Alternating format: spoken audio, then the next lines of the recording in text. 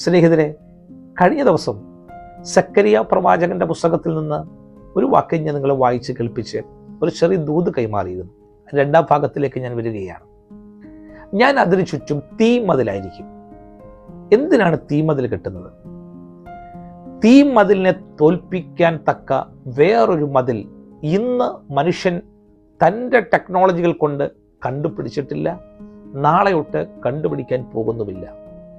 ദൈവത്തെ പൂർണ്ണമായി വിശ്വസിക്കുന്ന ദൈവവൈതലേ, ഇന്ന് ഞാൻ നിങ്ങൾക്ക് ഉറപ്പു തരുകയാണ്, നിന്റെ കുടുംബത്തെ സൂക്ഷിക്കാൻ, നിന്നെ സൂക്ഷിക്കാൻ, നിന്റെ തലമുറയെ സൂക്ഷിക്കാൻ, നിന്റെ നന്മകളെ സൂക്ഷിക്കാൻ സ്വർഗത്തിലെ ദൈവം നിനക്ക് ചുറ്റും തീമതിൽ കെട്ടിയിട്ടുണ്ട്.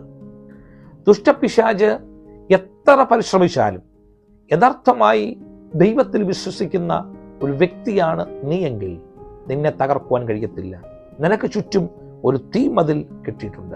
ഒരു കാര്യം ഞാൻ നിങ്ങളോട് പറയാം, എല്ലാറ്റിനേക്കാളും ഉപരിയായി, എല്ലാവരെക്കാളും ഉപരിയായി, എല്ലാത്തിനേക്കാളും ഉപരിയായി ജീവിതത്തിൽ നീ ഇഷ്ടപ്പെടുന്ന ഏതു മേഖലയെക്കാളും ഉപരിയായി യേശു ക്രിസ്തുവിനെ നിനക്ക് സ്നേഹിക്കാൻ കഴിയുന്നു എങ്കിൽ സർവശക്തനായ കർത്താവ് നിങ്ങൾക്ക് ചുറ്റും തീമതിലായിരിക്കും. ദുഷ്ടന്റെ ഒരമ്പുകളും നിന്റെ നേരെ പാഞ്ഞു വരത്തില്ല. ദുഷ്ടന്റെ ഒരു പദ്ധതികളും നിന്റെ കുടുംബത്തിൽ നടക്കത്തില്ല.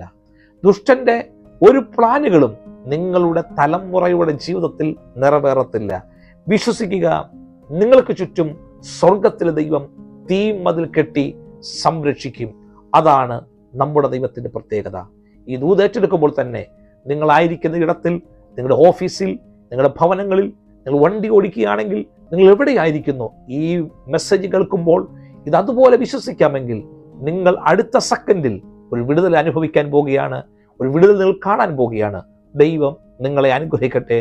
God bless you.